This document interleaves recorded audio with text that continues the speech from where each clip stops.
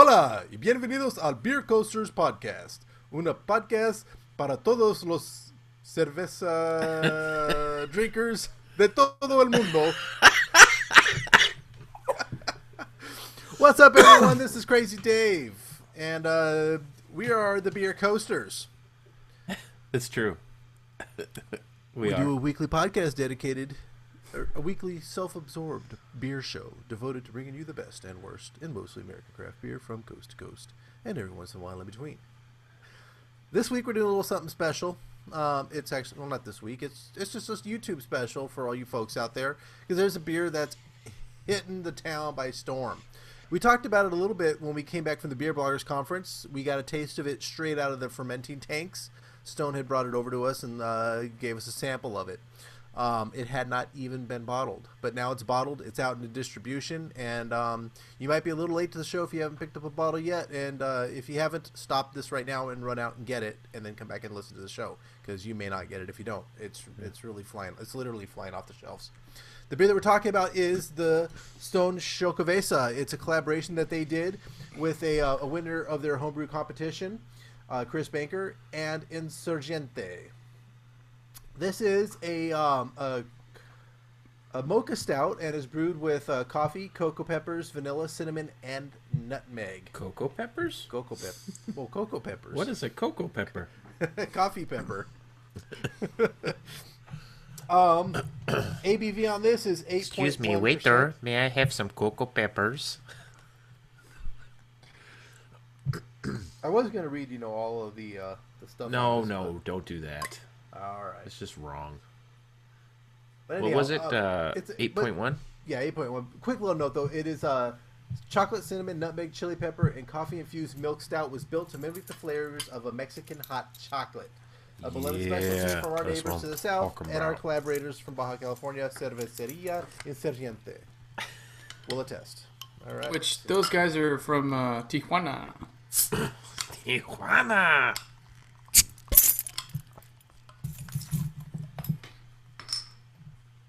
Ooh, I'm so looking forward to trying this again. It's dark. Dave, you said it was bottled right after we had it at the Beer Bloggers, and sure enough, my bottle says 8/23/2014, which was seriously like the day after we tried it. It pours out black, and it's got a brown head, and I'm not even trying to smell it, but I smell roastiness already. Yeah, I smell roastiness and that. I can smell that, like the chili pepper too. Yeah. I haven't even put it in my nose yet. Cinnamon. Oh, that's yeah. Oh wow! Oh, I mean, it's really dark. I wouldn't say that. Like, what kind of glass is that? Oh, that's not for me. Oh, Mike's got a polka dot wine glass. I'm sharing this. Yeah, we're on YouTube here, so they can see this. But yeah. The polka dots. Official licensed beer coaster. This is mine. It's a wine glass still, but it's Well, I got myself a big stout. I got a stout glass. Nice. But Yeah, I got my Yeti glass, courtesy of Tony Leone. Hey, Tony Leone. Nice. That's awesome. Oh yeah, dude. On the nose, oh my god, I smell cinnamon. There's cinnamon. There's coffee.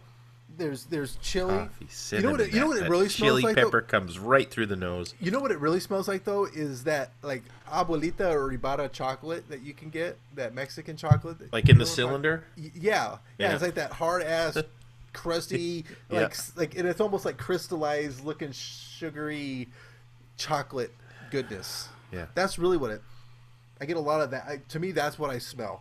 Smells like a coffee churro. They should make. If they don't make those, they need to start making those now. Coffee churros. Oh man, it's just the amount of like cinnamon and spice and brown sugar and sugar on the nose.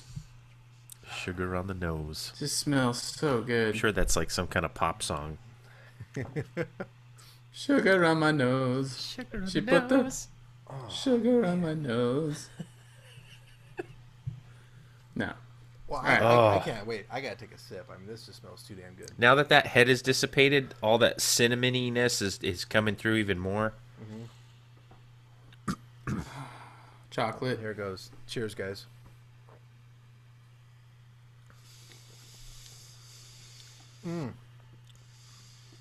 Wow. That is creamy.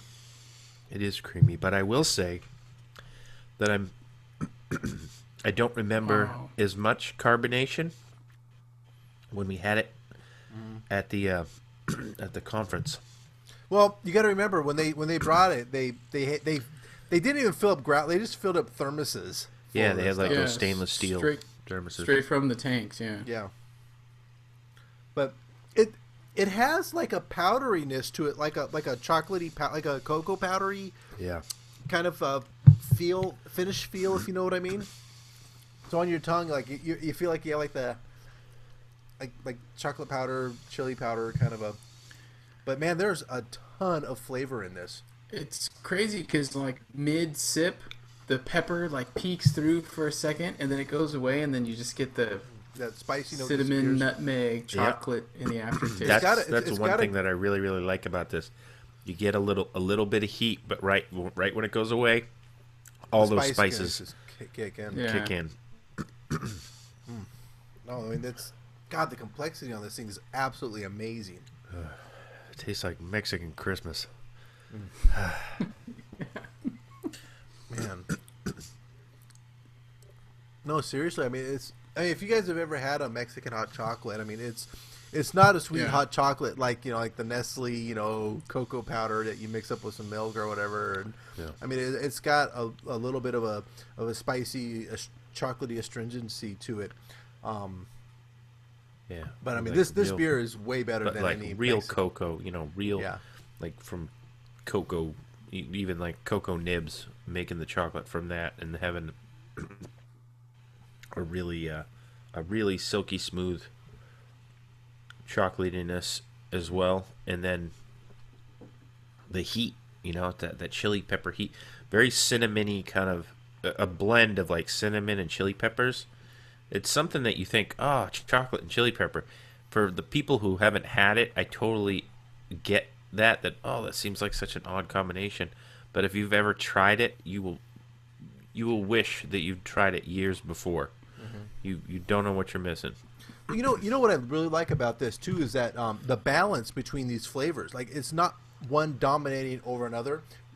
Not one of these flavors is stepping on each other's toes. Yeah. It's a real wonderful progression of flavors. It's got a deep amount of complexity and character to it. It's just absolutely amazing. This is a really fun beer to drink. It is. And that's actually a good way to describe it. It is a very fun beer to drink because everything kind of bounces back and forth. You can actually start pulling things out individually with the flavors and the aromas, and the balance is really nice because you wouldn't say this is too roasty. You wouldn't say this is too hot. You wouldn't. Doesn't have too many spices in it. And if you're worried about the heat, don't be worried about the heat. It's not like heat that's gonna make if you got problems with chilies. No, it's not like that at all. I mean, it's got a little bit of a little something there, but it's like a notch above cinnamon, because cinnamon, if you add enough, I mean, it can get, on the spicy side, but it's No, I gotta really, I've said this before. I've said it a million times. Stone always shines with their collaborations. Yeah, and I agree. I think it. And especially I'll wait when till last call, I guess, or actually we won't. No, we're not doing last call. We gotta bust it out now. But I mean, Stone, when they do a collaboration with one of their homebrew contest winners, along with another brewery, I mean, they're seriously better than most other beers out there, and definitely better than anything that Stone ever puts out. Yeah. I like Stone. I think they do great, but I think that their collaborations just absolutely shine. And this is definitely, this is challenging my top 2 beers ever. I think in the world. I wonder what you're going to rate this. Probably because I do have a Hispanic background. And this does bring back memories of having Mexican hot chocolate and stuff. But not only that, but it's a style of beer that I just absolutely love. I love coffee stouts. I love cocoa. I love cinnamon. I love everything I could possibly love. Is in this beer. Plus, it's got a cool name. I mean, Xocoveza, Xocoveza. I mean, people are looking at this. How the fuck do I pronounce that? Say that. Like, what is it? Xocoveza, Xocoveza, folks. I mean, it's good. It really is. It's.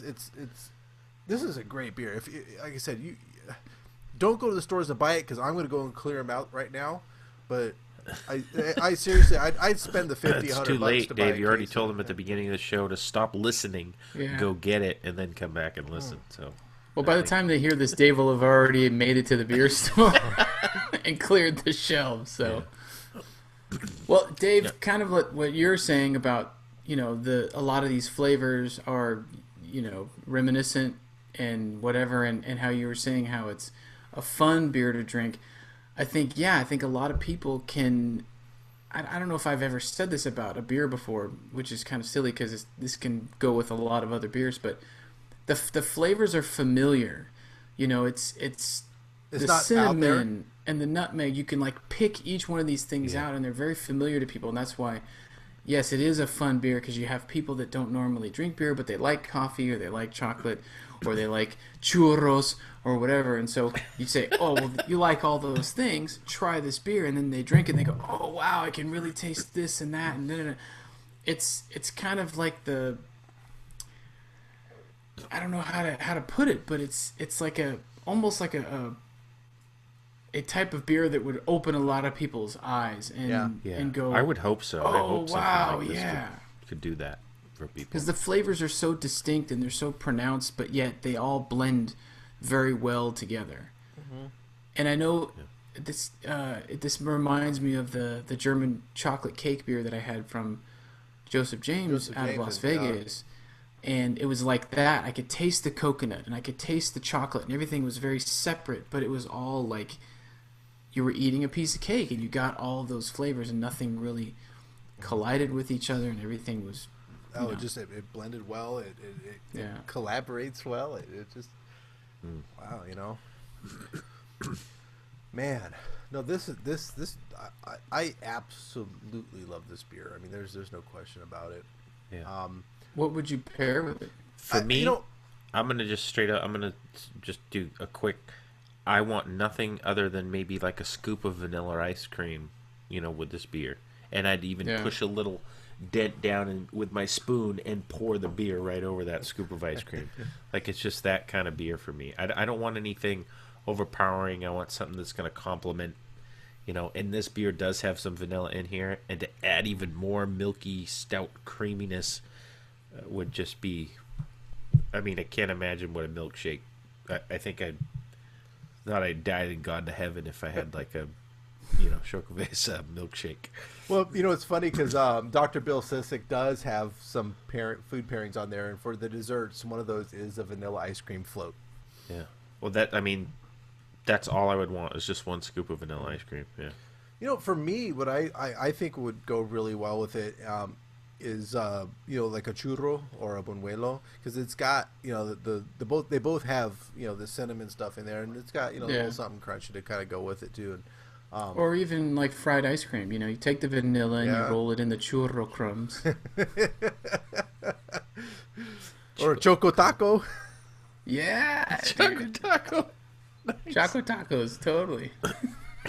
No, those always have like the stale waffle taco cone and freezer burned vanilla ice cream in the middle. Yeah, no. Oh man, no, this is great. And it's, to me, it's a little surprising that it kind of came out in the middle of a heat wave, for San Diego. I mean, for real, this is a great, I think, wintertime kind of a beer. I mean, I'd drink this beer standing I drink it no matter. A volcano, No, but I mean, it's a little much to drink when it's warm out. I would appreciate it a lot more when it's cooler. For me, it's definitely a nighttime beer. Like a New Year's. This is totally. I think it's a great holiday beer around Christmas time. No. It's a New Year's Eve beer, just straight up. Like, like let's go stand outside and bang on some pots with some spoons, full on Mexican style, and maybe shoot a gun in the air or something, and bring in the new year. That's by the way, that's how me and my grandmother would celebrate New Year's. Is we didn't have any kind of fancy noisemakers, so we literally got big wooden spoons and the pans and bang bang bang bang bang. Nice. And we would make buñuelos. So should we bust out or as my girlfriend would call them sombreros. She's like, what are those big brown sombreros? We were at Tioli's last weekend for my birthday, and she's like, I want a sombrero. I'm like, you mean a buñuelo? Oh, you had the sombrero on if it was your birthday. Don't they come out and give you a sombrero for your birthday? No, they don't come out and give you a sombrero. Oh, no, that was Chevy's. Remember Chevy's? No, dude. Remember the restaurant, Chevy's? Yeah, up in Del Mar, right? Yeah. And there was one in Mission Valley, too. And if it was your birthday, they'd give you a big old sombrero to wear. Nice. Well, the Untapped users rate this a 4.19 out of 9,566 ratings. What? That is high. What? Top 3 places to drink this are going to blow your mind. Number 1 is Potent Potables out of Jamestown, North Carolina. Papago Brewing Company out of Scottsdale, Arizona. And Beer Centurion Project something out of Klamath Falls, Oregon. Klamath. Oh. Klamath. Beer Centurion Project home base. That might be. I just like that. The Beer Centurion. See, that sounds like a... Dude, it's a speakeasy home, and like, dude even has his address on here. It's 1991 Van Ness Avenue, Klamath Falls, Oregon. So, hey, you guys want to drink this beer with this guy? I'm looking this up. I am seriously going to Google Maps right now. What about a rating? I told you it was 4 point.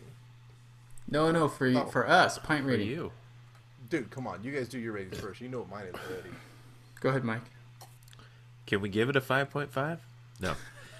No, I'm giving this a 5. I mean, hands down, it's one of the few beers. Every time you go to like one of the beer conferences or something, there's usually a couple beers that will stick out, and this was definitely one of them. One of my favorites. I'm trying it now, and I'm enjoying it just as much as I did then. Even more so now, because we just had like a taster of it. That's all they give us. Yeah, that's true. I got like a whole bottle now. So, yeah, and I actually bought 2, which that says a lot for me, because I buy a lot of beer for the show, but I don't usually buy extra bottles to have later on if I'm going to try it on the show. And I actually bought 2 bottles of this, and I see if I can don't usually do that. So, morning, folks.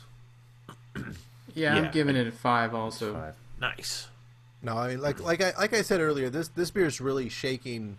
My top beers. I mean, Stone's Aloha Plenty, a collaboration they did, a long time ago.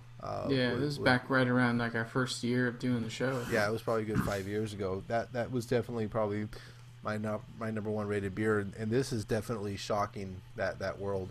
And Stone, I really hope you guys have barreled this and set it aside, because I think it would be. Awesome. They got to do it in something interesting though, like a rum barrel, or I don't know if it's oak. It can't be aged. It can't be oak aged for too long.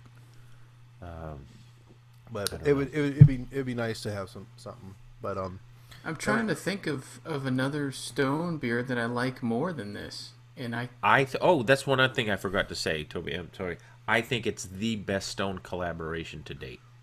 Yeah. That's all. Yeah, like I said, I got to think long and hard about if this is the best or if it's the second best, because that coconut macadamia nut porter, was pretty damn epic. It's great, but I still think that the this milk stout base of this still is really, really solid, I think. Yeah. And I don't know. You know what? I have to go back and try that, and I mean, there's no real way to really do that, I guess, but no. I just don't know. I remember really, really enjoying the flavors of that beer, but I don't remember if everything else was as solid and so balanced, and everything was so. You know, maybe not. Picking out but all this, those flavors. But this really is this. Like I said, I mean, we can sit here and suck the stone dick all day long, or I guess all the Chris Banker and Insurgentes, but it's just awesome. You guys got to go get it. Check it out. For the record, I'm not sucking any dick. For the record here, especially for all you YouTubers, I just want you to know. Just not doing that. Oh God! All right, that's it. Thanks for watching. Oh, then he's actually all right. That's it. I'm done. Quit. That's it. It's an awesome beer. Check it out. The website is www.stonebrewing.com. They got all kinds of information on the beer there. You can also check out Dr. Bill Sissak's food pairings and such. And yeah, go to beercoasterspodcast.com. Yeah. Follow us on Twitter, Facebook. You can actually watch the video that we did from BBC of where the beer coaster or the beer bloggers conference where we actually talked about this. Is about 8 minutes into our little episode. We talked about how awesome it was then and how much more awesomer it is now. Awesomer. And how it will continue to be an epic beer for all time. Nice. Cheers. Cheers, guys. Cheers, folks. I'm going to get tired drinking the rest of this.